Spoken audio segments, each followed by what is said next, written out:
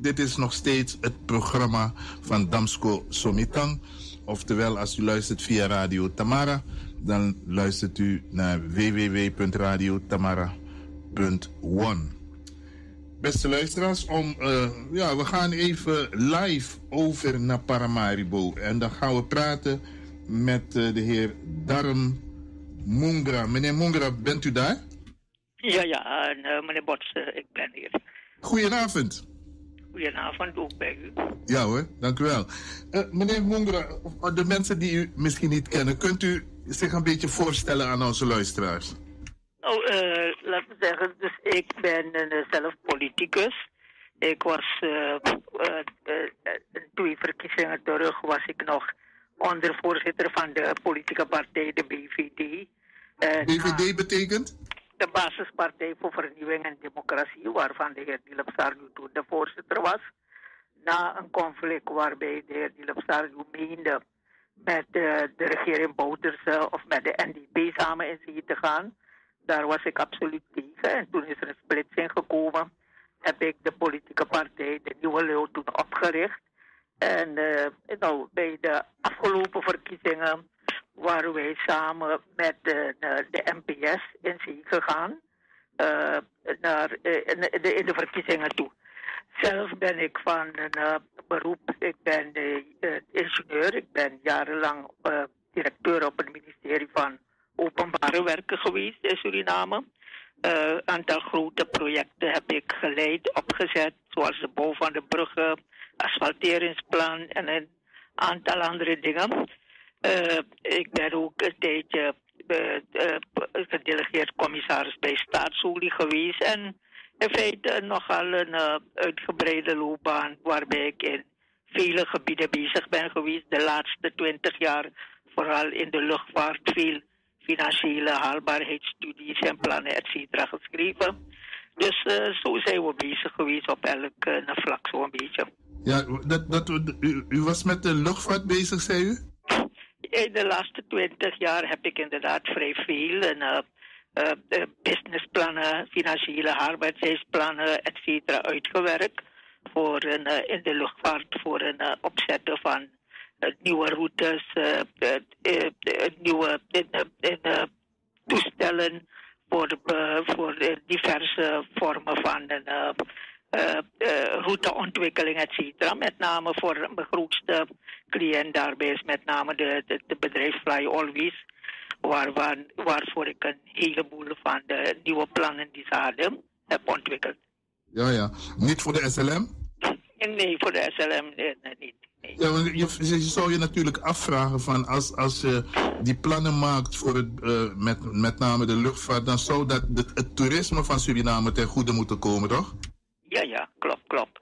Ja, daarop zijn de meeste plannen gebaseerd. Nu is natuurlijk met COVID is toerisme nu een beetje down.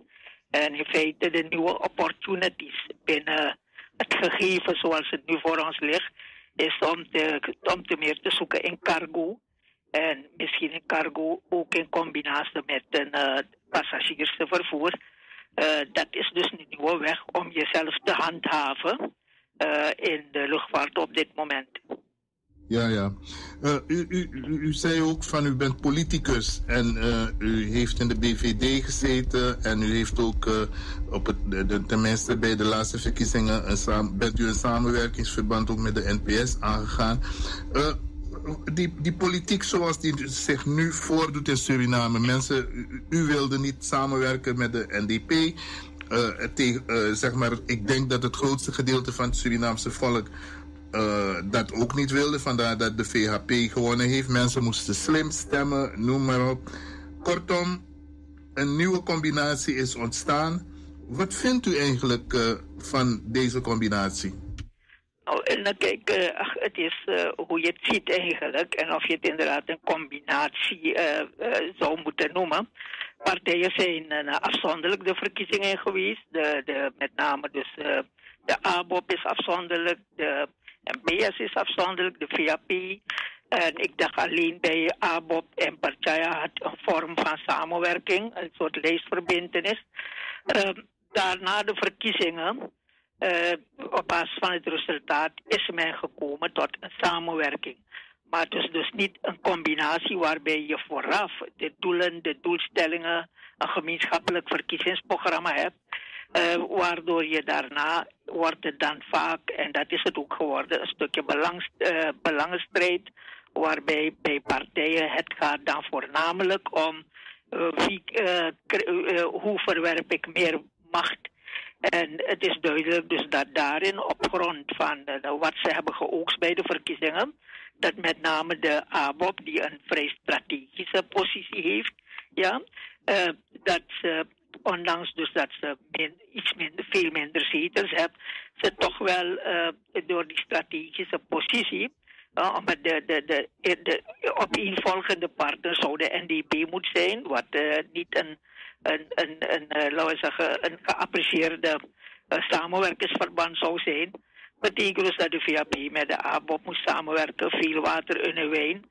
En je hebt een regering gekregen waarbij we nu zitten.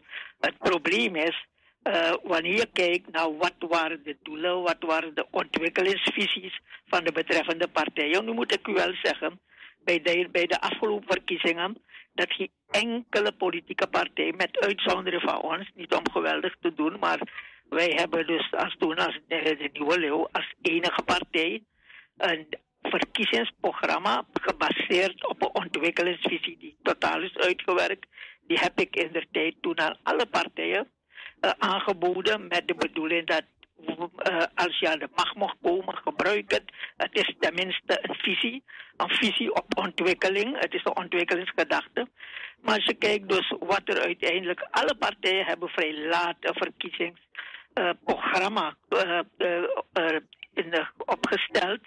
Maar dat is meer zoals gebruikelijk een opeensomming van wensjes en wenselijkheden.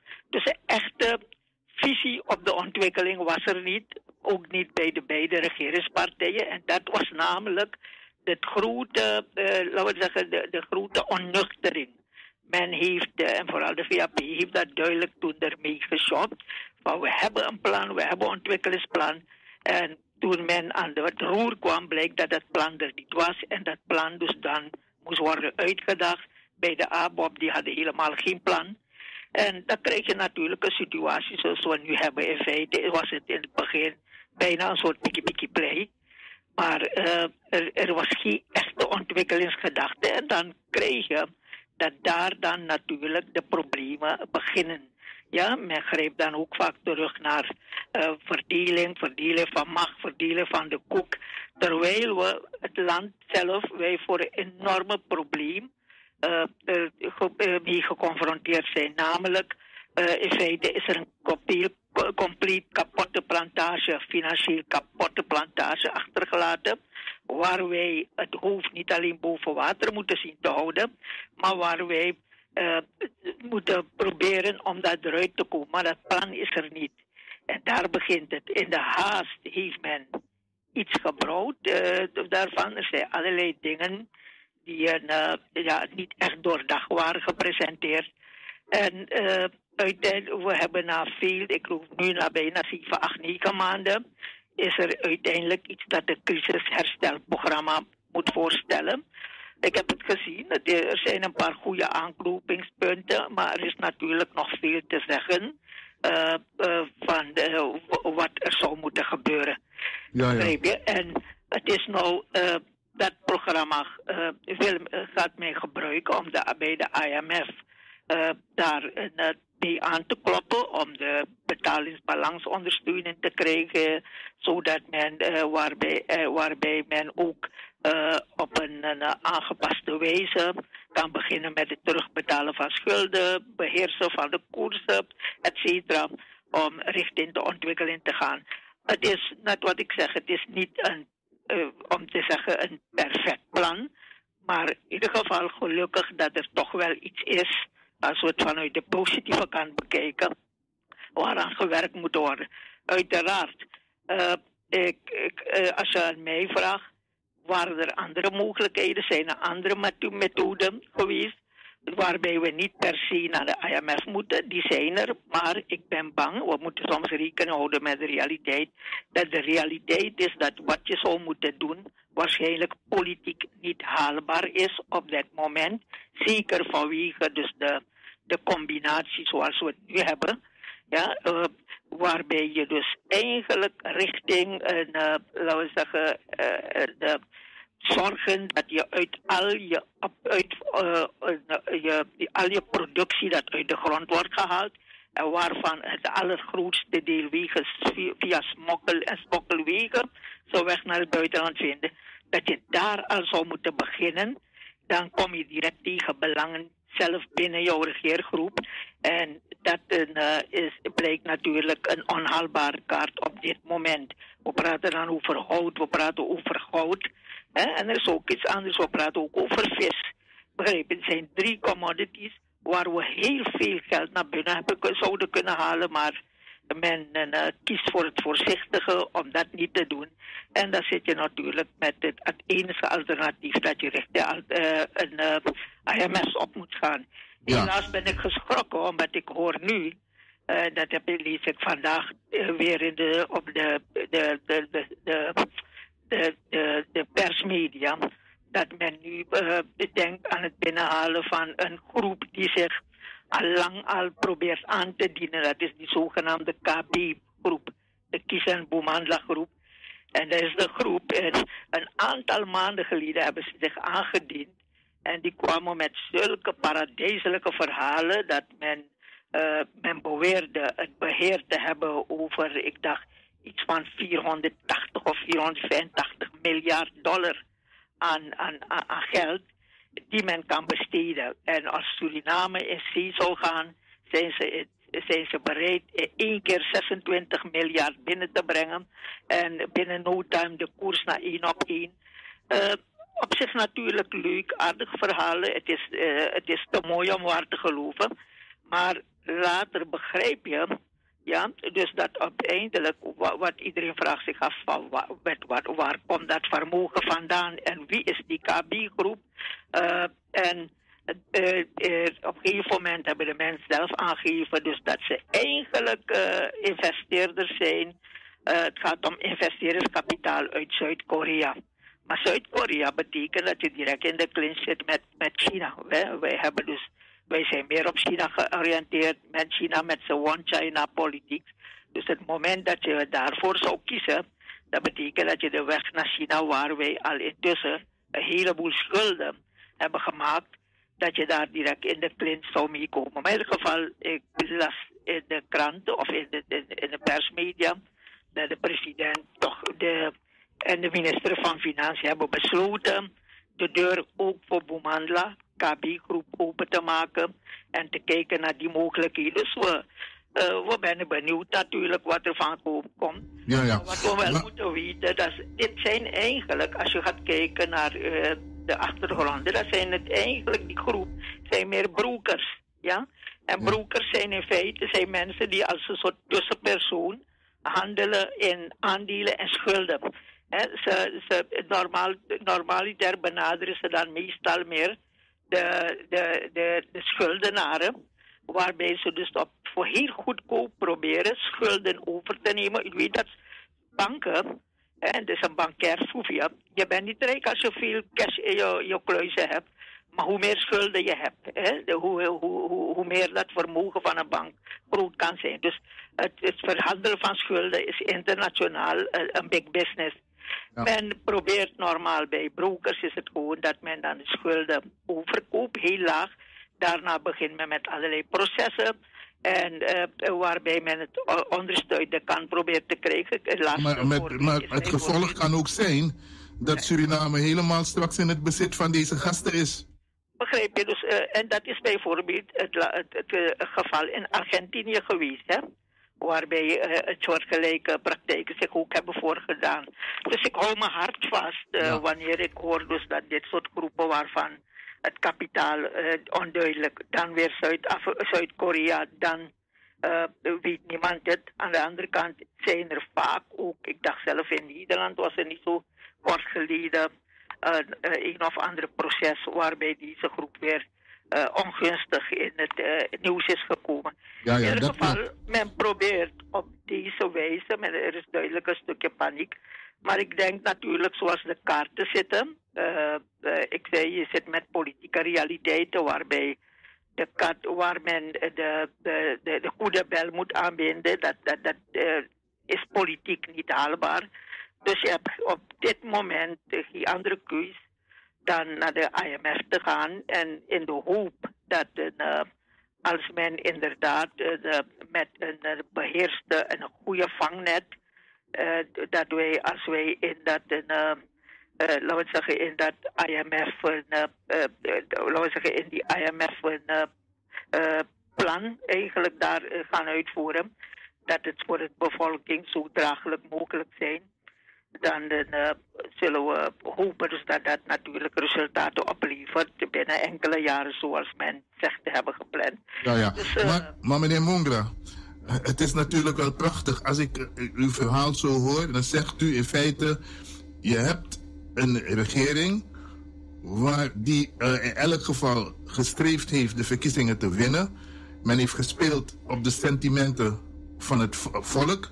Mensen wilden de regering die daar 10 jaar gezeten had en eigenlijk alleen maar ellende gebracht heeft wat financiën betreft, veel geld lenen enzovoort. Iedereen wist dat. Dat wisten deze mensen van de politieke partijen ook.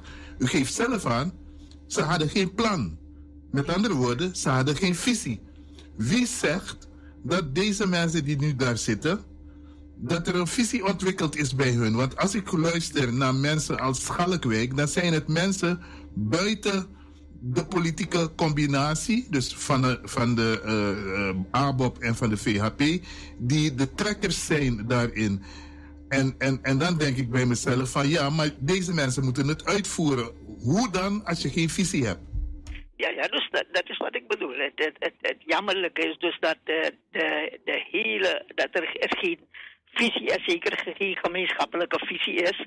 Een visie dan wel geënt op de ontwikkeling van het land, ja? Op de rotbouw van het land. De duidelijke visie daaromtrent is er niet. En dat mis je. Wat je de indruk hebt dat men een inventarisatie heeft gemaakt van hoe erg zaken er wel niet zijn. En men probeert de beste manier te vinden hoe men al die brandjes kan blussen en hoe men zaken weer in het kariet kan brengen. Maar een onderbouwen visie gebaseerd op een filosofie, hoe een ontwikkelingsfilosofie, ontwikkelingsgedachte, dat kan ik inderdaad niet tot nu toe niet ontdekken, laat me dat zo zeggen. Het probleem is aan de andere kant is dat je merkt, en dat is een van de zaken die behoorlijk de zaken stagneren, is de merk dus dat bij het inzet van kaders, dat het werkelijke kader wat je nodig zou hebben om die ontwikkelingsvisies, de ontwikkelingsplannen, om de instituten te bemannen. Maar die mensen zijn er wel, toch? Ik bedoel, het kan toch niet zo zijn dat ze er niet zijn? Ze zijn er, maar men gebruikt friends en family. Die zijn er absoluut. En dat is het probleem. Vandaar dat mijn stelling steeds weer is. Ik wil geloven en ik ben overtuigd dat de president de heer Santokhi werkelijk goede bedoelingen heeft en wil doen, maar niet de juiste mensen. Dat niet de juiste mensen worden gekozen op basis van kennis, kunde, ervaring en inzichten om de job te doen. Om instrumenteel te zijn om zijn doelen te behalen. En dat is inderdaad een van de zwakke punten. Ik ga ervan uit dat eigenlijk geld is niet eens onze grootste probleem. Het grootste probleem die wij hebben, zoals ik het zie, is de gruwelijke incompetentie bij de bemanning van instituten en van strategische posities om zaken gedaan te krijgen en op een goede wijze zaken ermee om te gaan. En dat is dus duidelijk een gebrek wat we hebben bij het aanpakken van de problemen waarmee we geconfronteerd zijn. Wat verwacht u?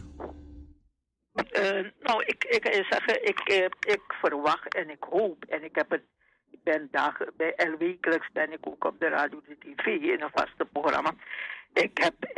Heb ik opgeroepen en ik verwacht, ik denk dat Ik begreep dat president Santokhi, je partij heeft gewonnen, je zit met mensen, ook in je partij, die geaccommodeerd moet worden. Je hebt mensen belangrijke verantwoordelijkheden in de handen gelegd van mensen. Maar na zo'n 19 maanden, dan denk ik dat het tijd is om te evalueren. En te kijken in het belang van jouw eigen doelstellingen, in het belang van jouw integriteit, in het belang van het succes. Zoals je niet alleen de natie hebt voorgehouden, maar van jouw eigen succes moet je kijken wie nog eigenlijk gehandhaafd moet worden en wie niet. Als je mij zelf vraagt en we kijken naar je moet goed kijken naar de politieke realiteit, dan denk ik met alle moeilijke dingen en zaken die gedaan zouden moeten worden, maar niet gedaan kunnen worden vanwege de politieke realiteit.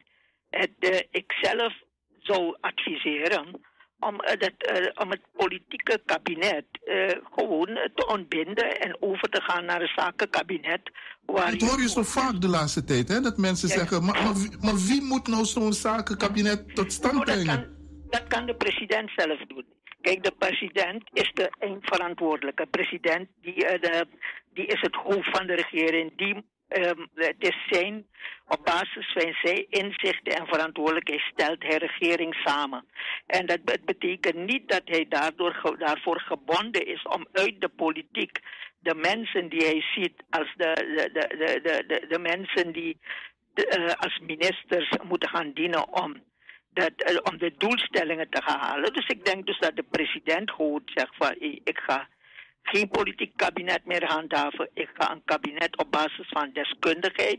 En dan kijken we dwars door alle gelederen heen. En als je mij vraagt, moeten we een aantal nationale doelstellingen die we moeten gaan behalen binnen 2 tot 3 jaar. We zeggen, meneer, die operatie gaat 2 tot 3 jaar. We gaan het met z'n allen doen. We gaan de beste mensen nemen. En dan gaan we het doen. En voor mij part een jaar of 2 voor de verkiezing mag je rustig weer terug. Wanneer zaken een beetje op de rails zitten en verder gaan. Maar ik denk, zoals de politieke realiteit is, dan we zitten met een traditie van een patronage, van een voor wat hoort wat. En daarmee is het moeilijk om een land mee op te bouwen. Begrijp je? Met een zakelijk kabinet die een bepaald doel heeft, kan je veel beter en veel meer beter opereren. Dus ik denk dus dat de president dat mandaat nog steeds heeft en ook de mogelijkheden heeft. En ik denk dat in het belang van zijn eigen beleid, dat als je mij vraagt, het meest verstandig zou zijn om te doen. Oké. Meneer Mongra, ik wil u heel hartelijk danken. We zijn aan de tijd, want ik heb een strak programma gepland vanavond. Maar ik hoop dat u een andere keer uitgebreider met ons zou willen praten. En het is natuurlijk goed om met mensen te praten in Suriname die een visie hebben, die weten waar ze naartoe willen gaan. En dat is misschien een mogelijkheid. Men zegt wel, Radio Tamara is vrij populair in Suriname. Als meer mensen dit soort geluiden horen, hopen we natuurlijk dat ze de positieve dingen eruit pikken en aan de slag gaan. Ja, laat me het zeggen. Ik ga u zeggen, Suriname heeft veel mogelijkheden, goede mogelijkheden. Het probleem is dat wanneer we naar de stembus gaan, we zijn gegroeid. Het volk moet worden heropgevoed worden. We zijn gegroeid en opgebracht in een context van voor wat hoort dat, van patronage. Als we dat kunnen doorbreken en leiders kiezen op basis van een visie, ongeacht wie ze zijn of wat ze zijn, maar op basis van een visie die ze presenteren, een visie op de ontwikkeling, dan kunnen we veel goede dingen gaan doen. Tot dat moment zullen we het moeten doen, met voor wat hoort wat, met alle consequenties van die. Ja, meneer Mongra, nogmaals heel hartelijk dank. Een fijne avond verder toegewenst en tot de volgende keer. Graag gedaan. Ja hoor, dank u wel.